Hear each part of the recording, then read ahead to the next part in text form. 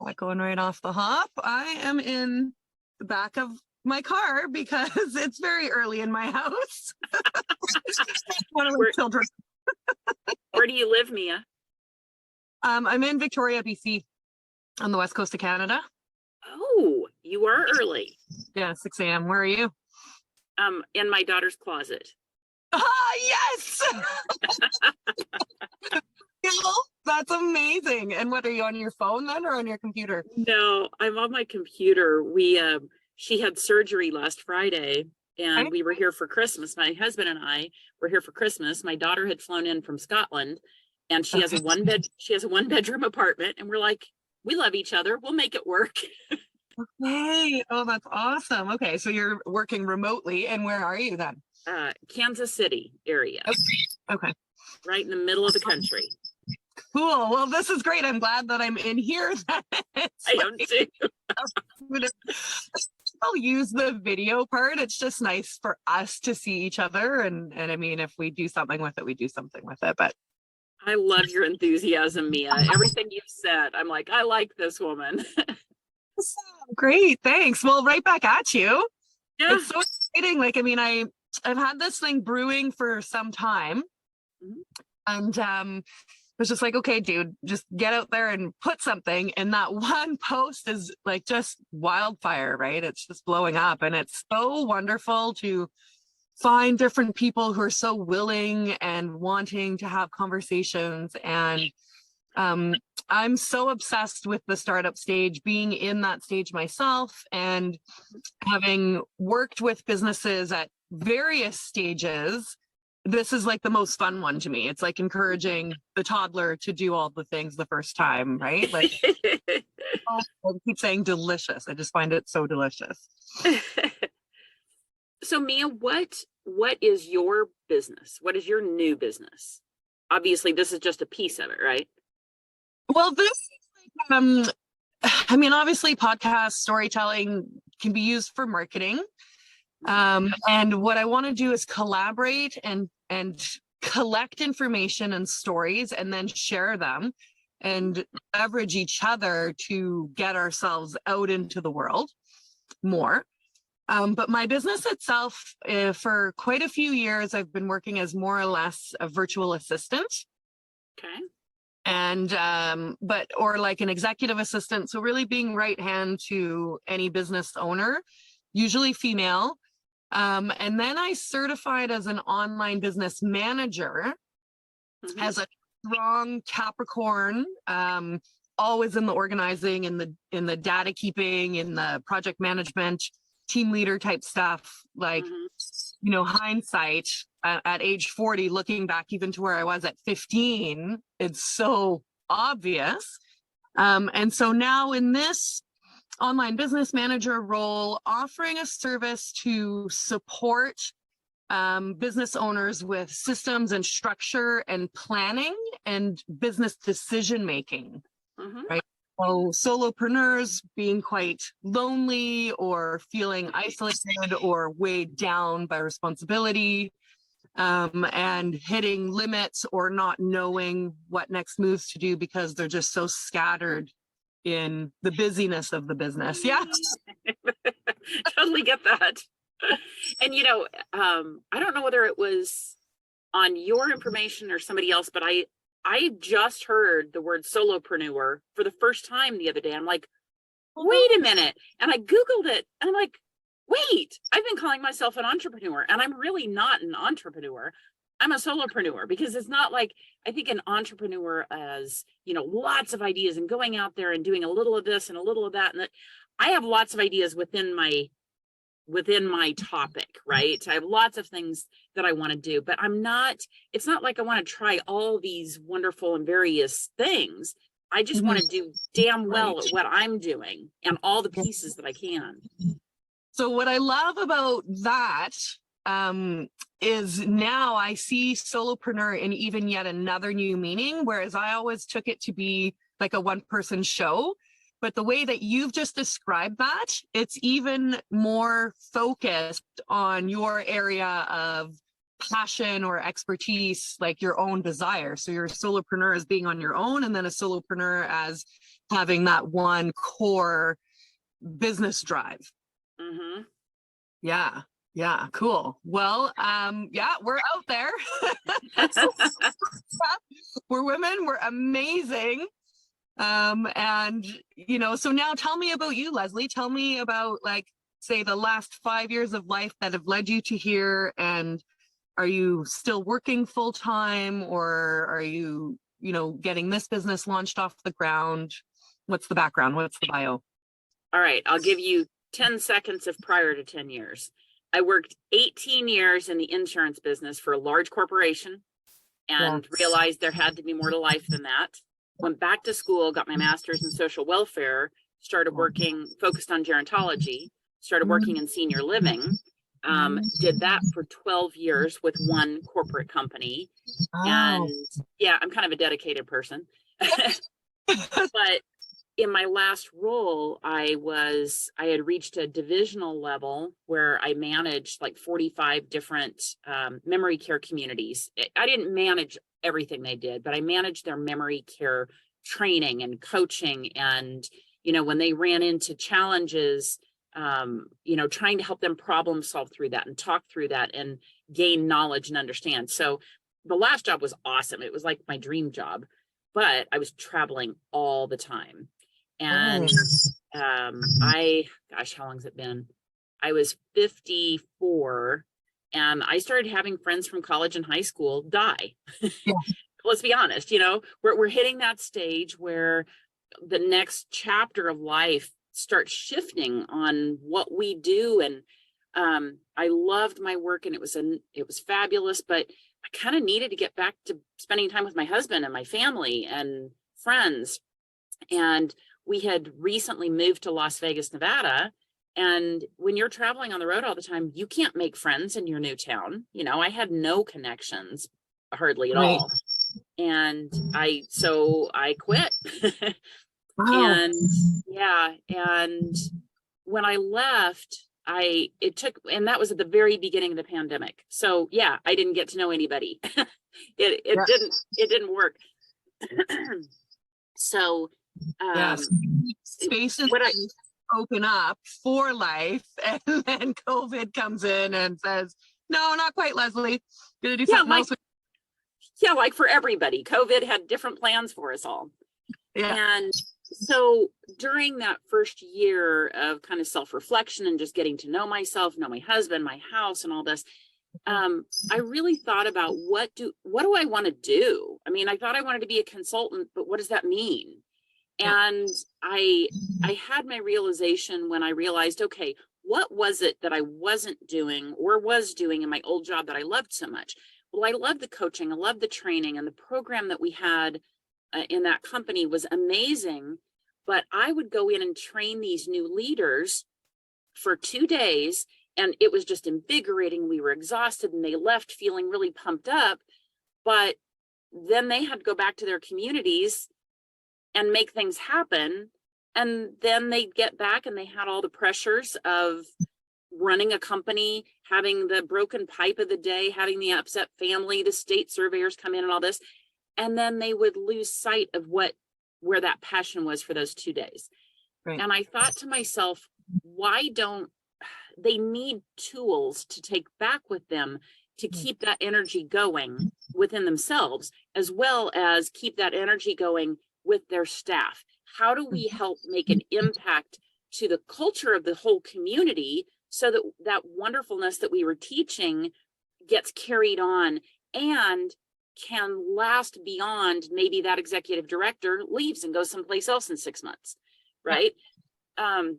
So I had my aha moment and I thought, I have to create those tools. They don't exist. I'd never seen anything. And so I spent the next, probably 9 months physically, tangibly creating the curriculum, creating the tools to make it all happen. And that's where it all started. And it's been amazing. It's been interesting. It's been scary. I didn't know what I didn't know. I think that is for anybody new going into business for themselves. you have no clue what you don't know. And you know what? It's okay. Yeah. I have to remind myself of that I spent so much time when I'd come up on something that I didn't know and it was going to be a challenge, I'd get down on myself. I'm Right. like, oh, you don't know that, and you're not good at that. And why didn't you expect that? And why didn't you know it? Well, hell, how does anybody, right? I even had my undergrad was in business. Okay. Didn't do squat for me, not Yeah. 30 years later, right? Yeah.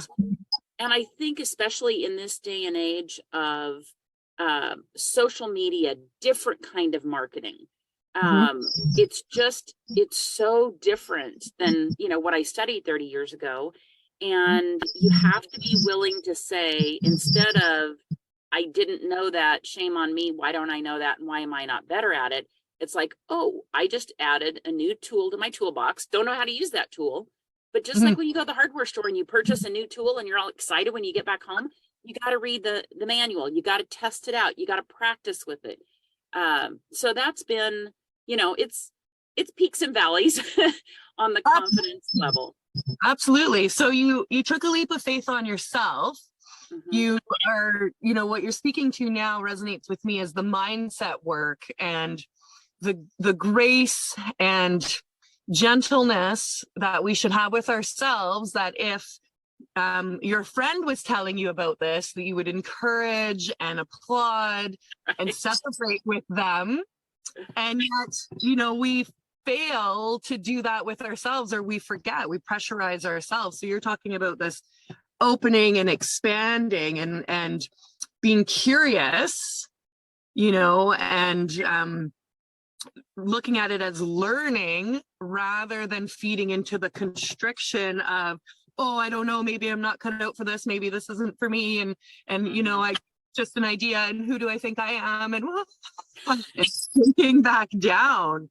So that's fantastic. So are you there's so many questions now. Are you feeding yourself, nurturing your solopreneurship evolution through any type of community or mentor, or like how are you feeding your soul to give yourself that safety and encouragement to continue to move forward? A couple of different ways.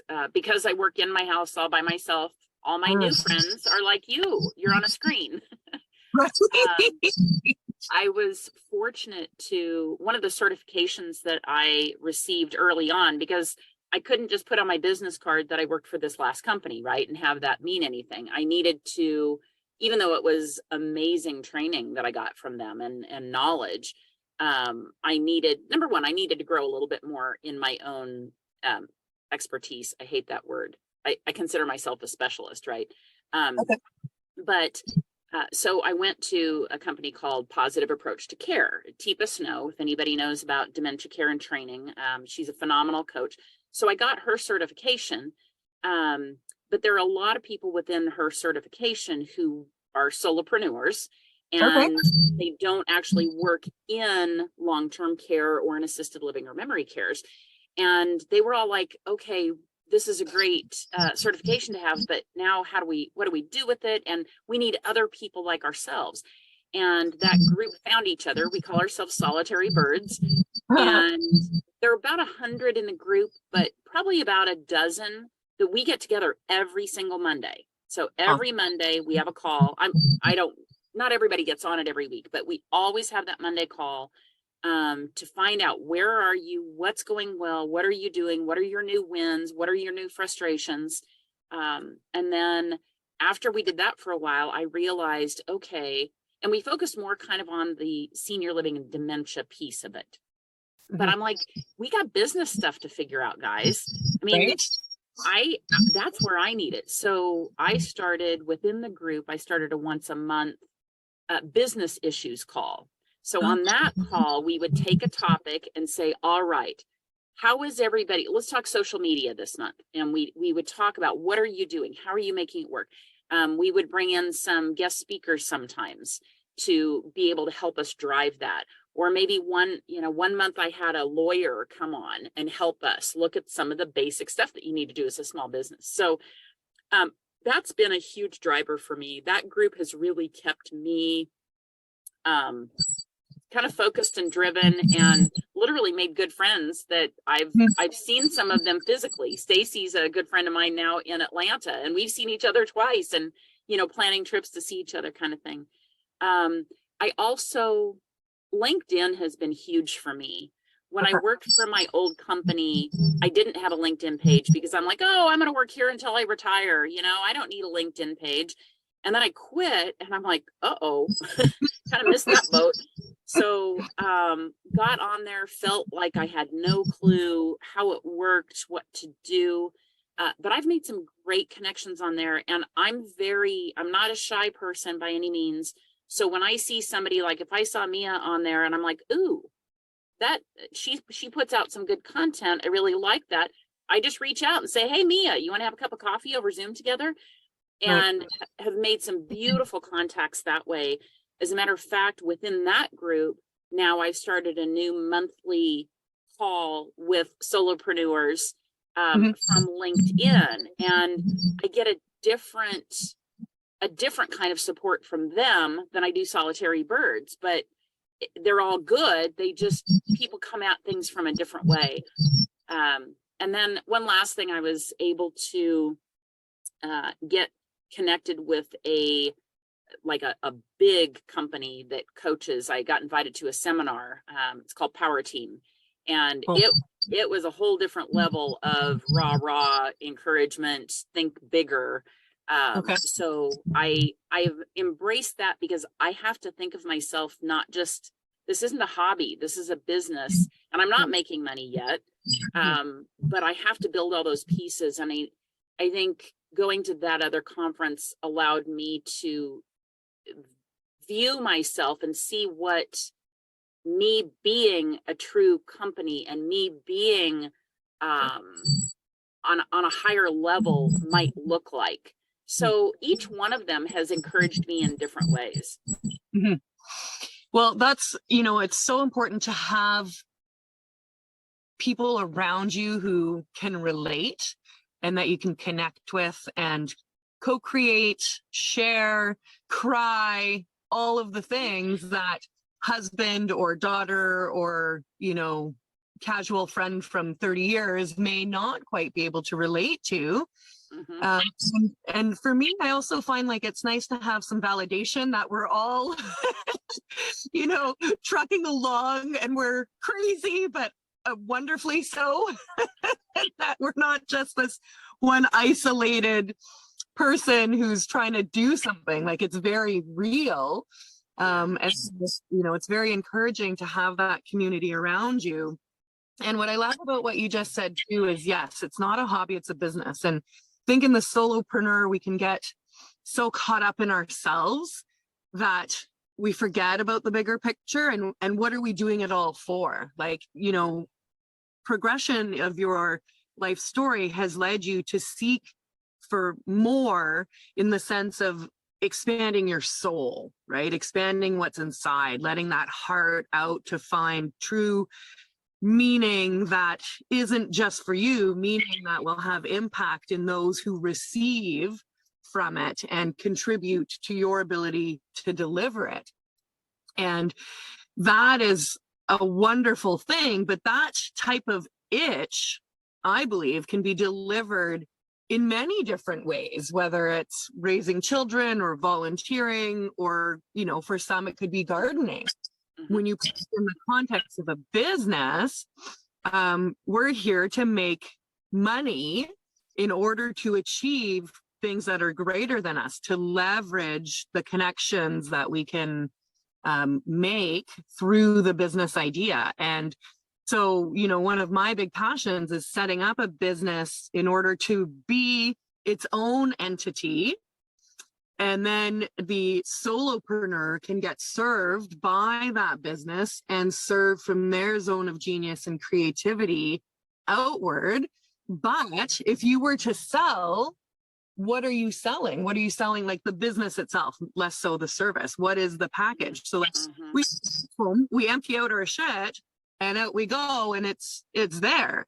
But in a business and in a solopreneur business, sometimes we get very blended in and there's no lines of separation. And so, this Mhm. bigger picture vision that you have is so key, particularly at the early stages, because from what I've seen, it's easier. It's so much easier to do it at the onset than to try and extract later, and in coaches that I talk to, one in particular, phenomenal woman out of Australia says, as startups, we're looking for clients and money. Like that's it. Zit, tunnel vision. And I'm like, yes, but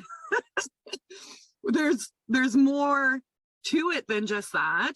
And it's nice to, be able to have a conversation and check in on that. And I like to cast a line forward so that we're working towards something, that we're actually building something. Because, doing something to to feed our soul, it's wonderful, and it's not to discount that, but there is this male and female dynamic, I think is what I'm trying to say, that you can consciously develop these two things in parallel and then do better by staying in your zone of genius and letting the hard stuff on the side, right? I think that's one of the things that they hit really hard on in this seminar was do what you do well and outsource the rest, which is, I love the concept. It makes total sense. I would love to do it. And if you're going to outsource the rest, you got to have the money to pay the people who are, so that's that catch-22 that you're in as a new person. How do you make that happen? And I'm super fortunate. I have some friends who really believe in what I'm doing. My website manager has, and he's just an individual who works at a company, he just kind of does this on the side. He worked with me for a year and I'm like, hey, you've got to send me an invoice. I need to get you paid. And he finally said, you know what? I believe in what you're doing. My grandmother had Alzheimer's and what you're teaching is great. I don't want you to pay me. I'm like, what? And my businessman, my accountant or my bookkeeper does the same thing.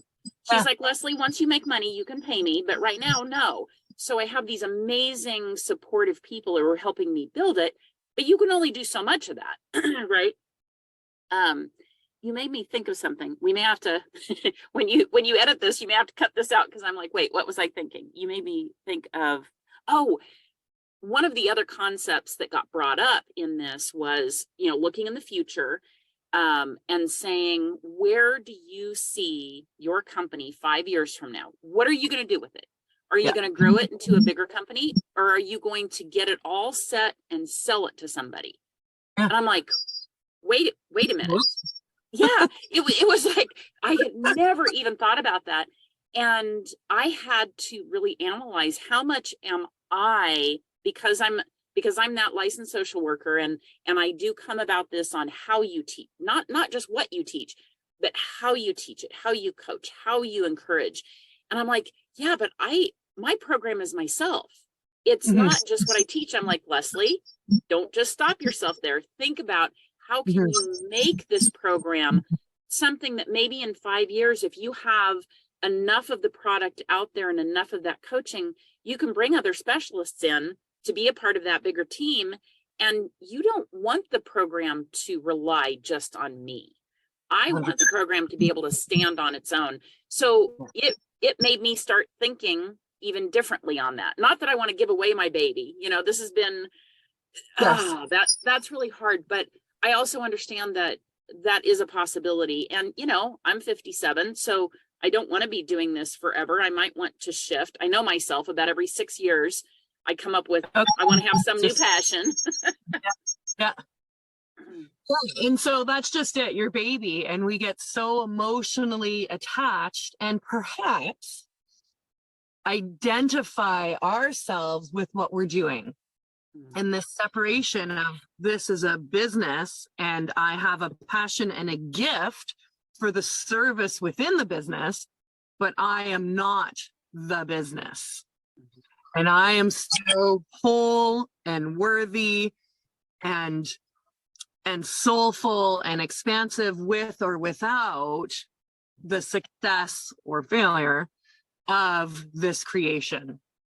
And so that we're not identifying ourselves solely through what we're creating, but we're doing it for joy and because we know that there's a need. I mean, at the beginning, you articulated like stage worthy eloquence of how you identified a need and filled it by, you know, taking this beautiful training opportunity, but then supporting the actual implementation of it at the organizations that have come for it.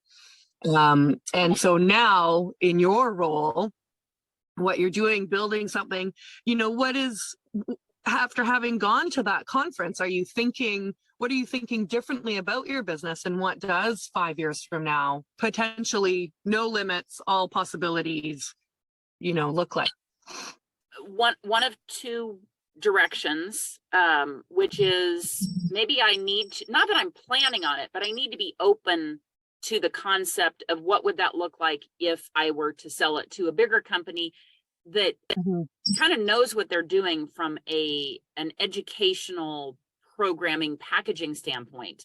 They may not have my expertise in the senior living, the dementia care piece, but they know how to make the CEs. They know how to have the website and this link and that link and all that. I would love to see my content. I just want to see my content out there and lots of people using it. And I guess I've realized it doesn't have to just be connected to, oh, Leslie Fuller gave this to us. I just want the content out there because it's going to benefit so many people. So I have started opening my mind to that.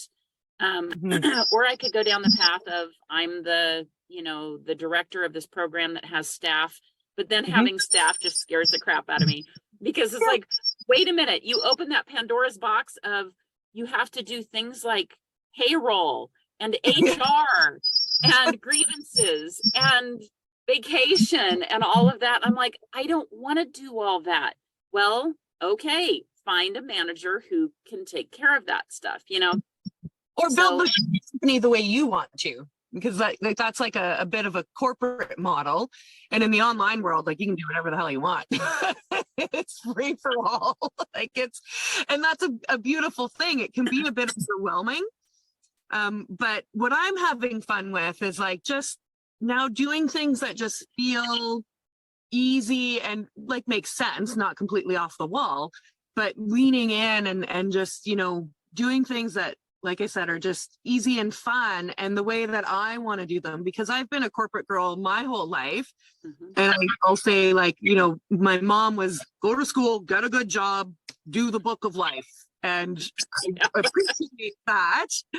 But it took as long as it took to rip that book apart and like really lean into what I was feeling inside. And now, you know, I've opened that Pandora's box and I'm still just kind of creeping in, but it's a whole Disneyland and I'm just got to go to every corner of it and see what's there and trust myself to decide, you know, what that's going to look like when I am bringing different people in and growing responsibility. Like you say, growing responsibility can be so many things, and you can find a way to do it that's not going to feel too heavy or different, or just sell it, outsource it, whatever. Right. So there's just a lot of different options available. You just gave me an aha moment.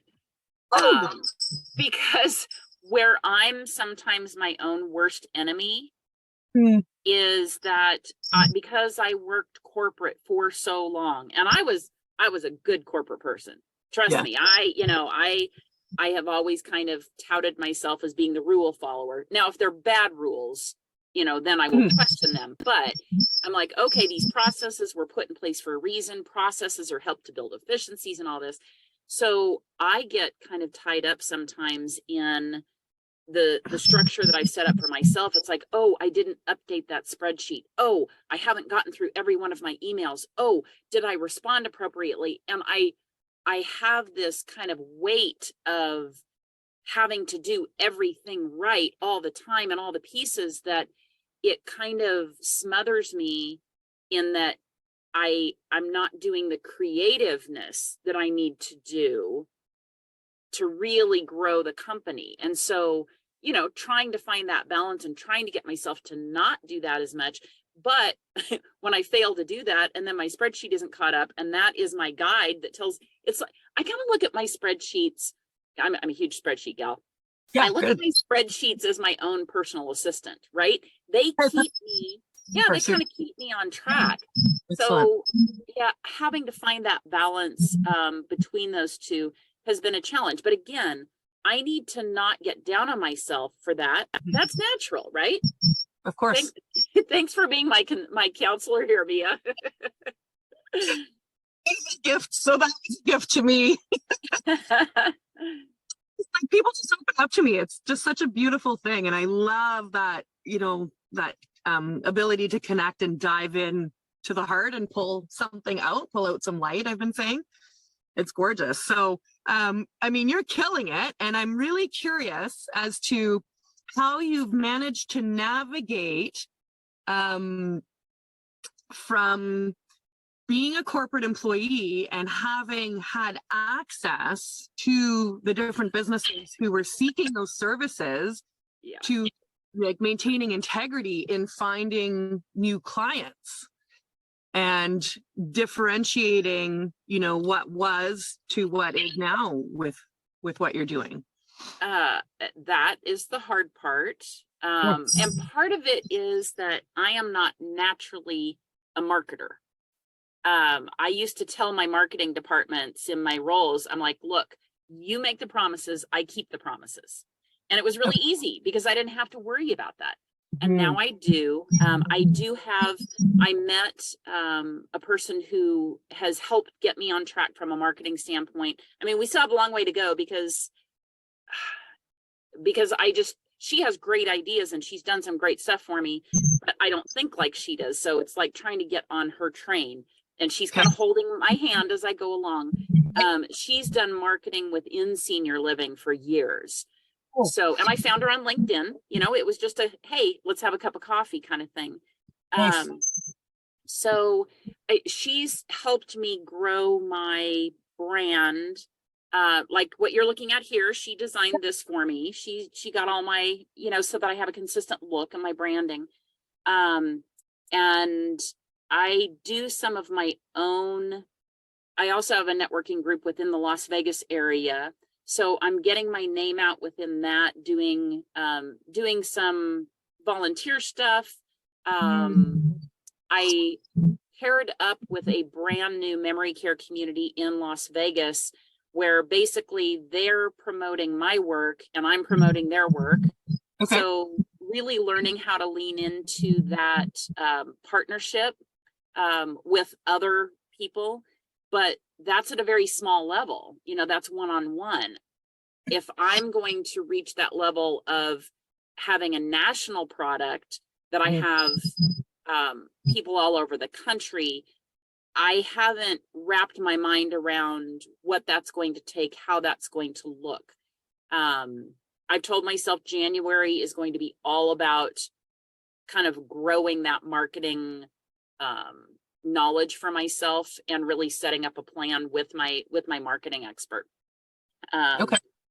So my first, I only have one client currently, but they have 10 communities. Yeah, they have 10. They have 10. And so, and they've been super encouraging and supportive and letting me practice on them a little bit. All the pieces are there, but so this is another thing I have in my head. Here's the program. I do the training, then you implement these 3 tools. And then every month I touch base with you and it's all great. And you're going to be wonderful in 2 months. Okay. Well, that's not reality. And, you know, they've chosen to implement maybe slower, maybe just certain pieces. And And that's okay, because I need to understand what is going to work well for the ultimate client, not just what I envision should work well for them. Boom. Yeah. 100%. So to feed that back, what you were saying about your, if you'll accept this word, the rigid around filling out the spreadsheet, which is a beautiful self-management task tracking method, and accountability. It's like your boot camp trainer, it sounds like. But doing so in a way that flows a little bit more. And so I am, like I said, Capricorn, and born in a very strong Capricorn moon or sun. So like a very defined systems and structure. And now trying to lean out and just relax, just do things more flexible. Like my one girlfriend who's known me for 30 years loves to joke 30 years later about how you don't change the plan. Mia must execute like this and this and this. And I'm like, I think I've evolved a little bit from when I was 10, but thanks. So I get that. And so, you know, this is an area where you have a good system. Maybe there's slightly different way that you massage it so that it's not so tight. Like this is, I'm kind of talking now into energy, right? And how we're feeling when we're doing the tasks, and bringing a bit more fun into that cycle. And then with the marketing, like it can be whatever you want. Like there's no rules.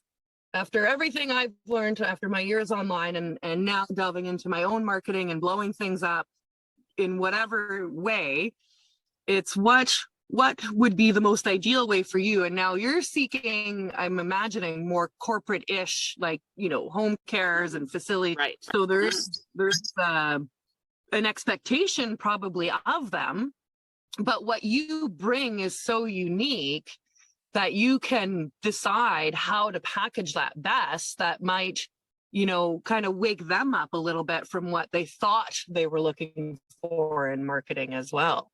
Mm-hmm. Yeah, that's funny you bring that up on the home care agencies, because my program in my head, when I created this, it was designed for true community settings. So maybe an assisted living, memory care that has 30 residents, 30, 40 residents. And because that's where I was, you know, I was an executive director in that setting, and I have the vision. I get it. I get all the pieces that go with that. But then I talked with a home care agency, and they said, hey, we love your content, but our staff are never together at the same time, because like maybe once a month, but because they leave from their house and they go into the homes of people to work.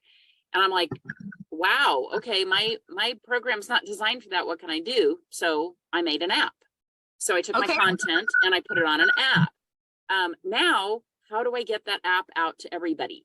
That's kind of where, and I feel like I've got this wall up in front of me that I don't really, I'm not a user of apps per se, of internet, social media. You know, I've had to stretch my wings because that kind of stuff just isn't that important to me. Well, guess what? It has to be important to me. So yeah, so that's kind of where I am. I've got these tools for different people, but then if I start focusing on them, I'm like, wait a minute, what about my assisted living communities that I was supposed to focus on? I got to get back to them. And then again, my brain, I get the worst of myself. Yeah, I get that. So in this app, is it pre-recorded material that they can self-train on? Yes. Cool. That's awesome. Yeah, you can go see it if you'd like. It's Inspired Senior Care. You can find it on Apple or Android. I'll put the link in the show notes. That's something people say.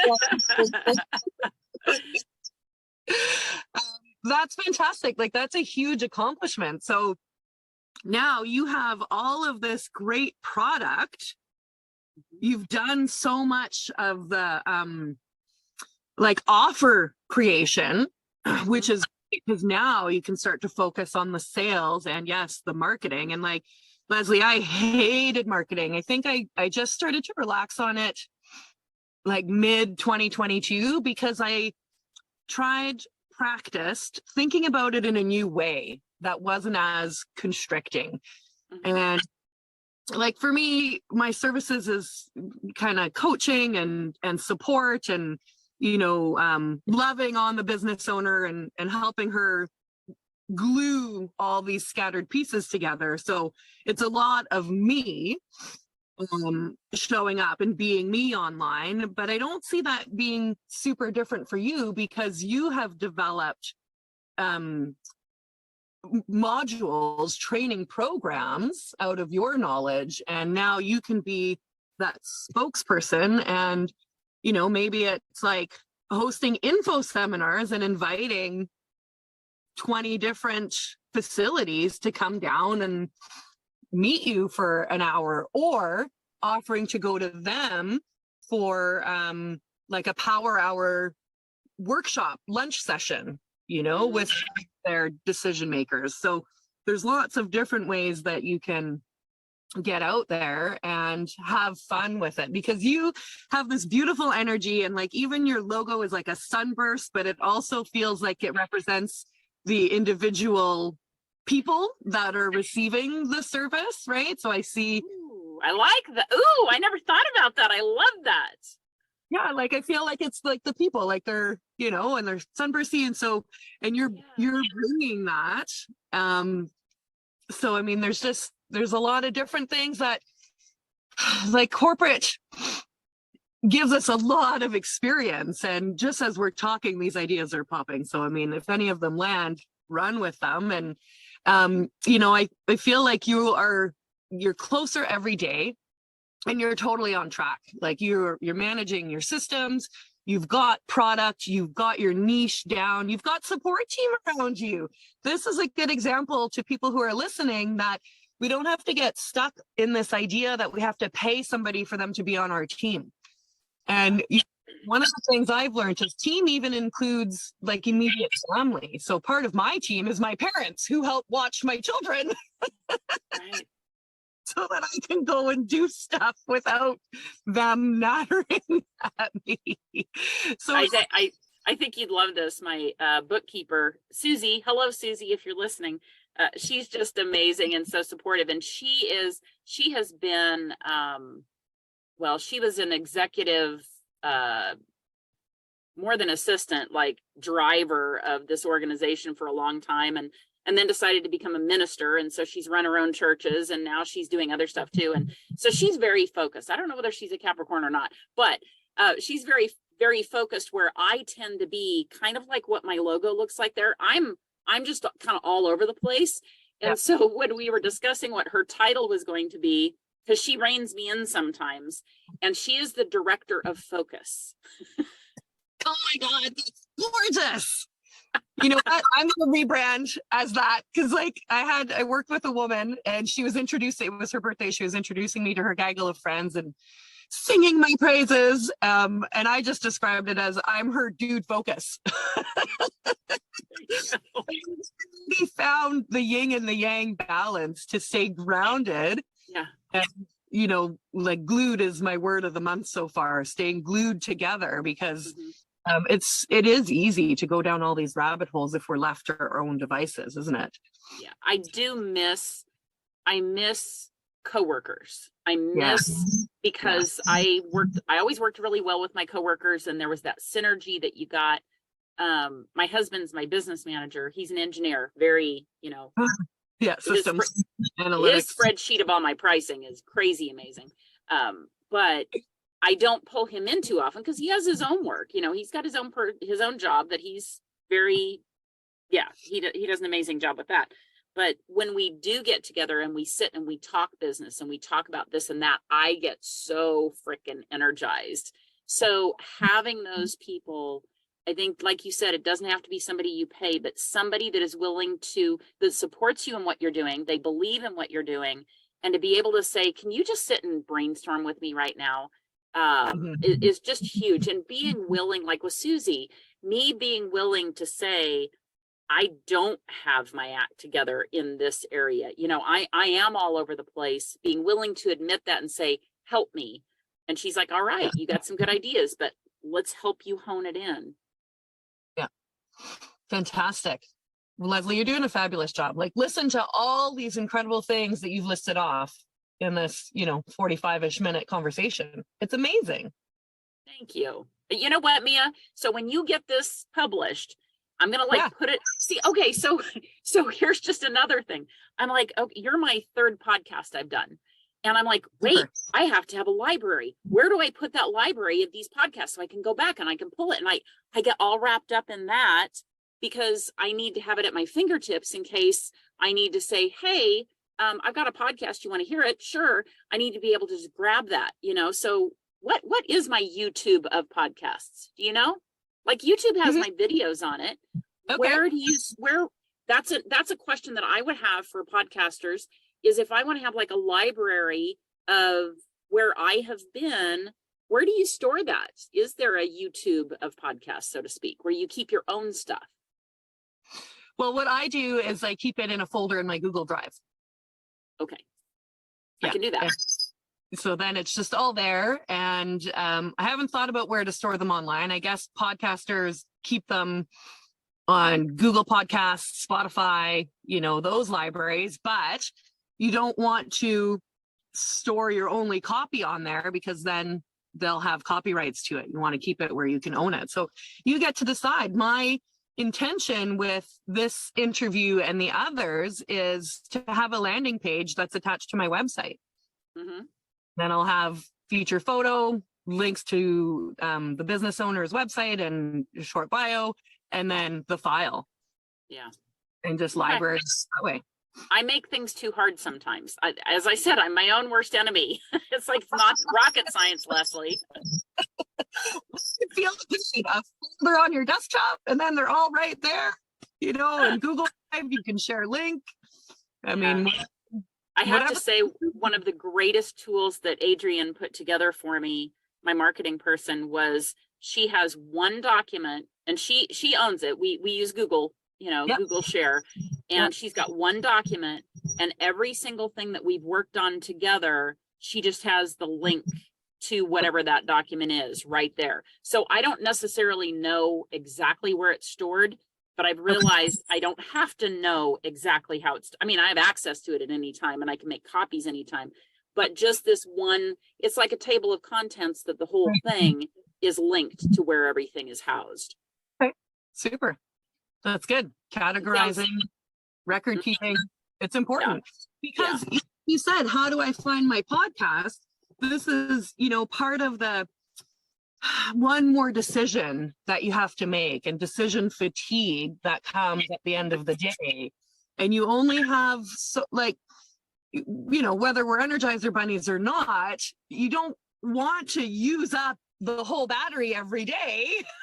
You want to save some of that. So some of these easy filing systems help remove that, and then you just go in and grab it as though you were breathing, or in my case, pouring your coffee in the morning. I could do with my eyes closed, kind of thing. I am stealing that phrase. Oh my God, decision fatigue. And I remember when I reached a point, well, it was a plateau. It's never done, but I kind of hit a plateau of that decision fatigueness where it was like, wait, something would come up and I didn't have to make a decision. I just said, oh, here it is. I just went right there. And it's like, oh, this is glorious. When you get to that point where you're not having to constantly make decisions, you can point, or you can introduce, or you can share, but you don't have to make a decision constantly. That's beautiful. I'm sharing that with all my solitary birds. That's awesome. Send it out there, because especially, we're worried or we're unsure and dealing with all of the things of trying to monetize our beautiful service. And so getting rid of all the other stuff that leaks from that is really important. And, again, like this blank canvas, startups are like blank canvas in the sense where we haven't attached to a bunch of other things. We can build these beautiful habits in at the beginning. And imagine, the difference in 2 years from now, if we go in with like cleaner energy in how we're doing things, managing ourselves, managing our business versus just like using the roller after the cat's been on you, like the lint remover roller to pull everything off. So beautiful. This is great. This has been such a blast. You have beautiful energy. You're so lively and like sunshine. It's just a delight to meet you. And I'm so proud of what you're doing. And I can't wait to check out more of what you're doing.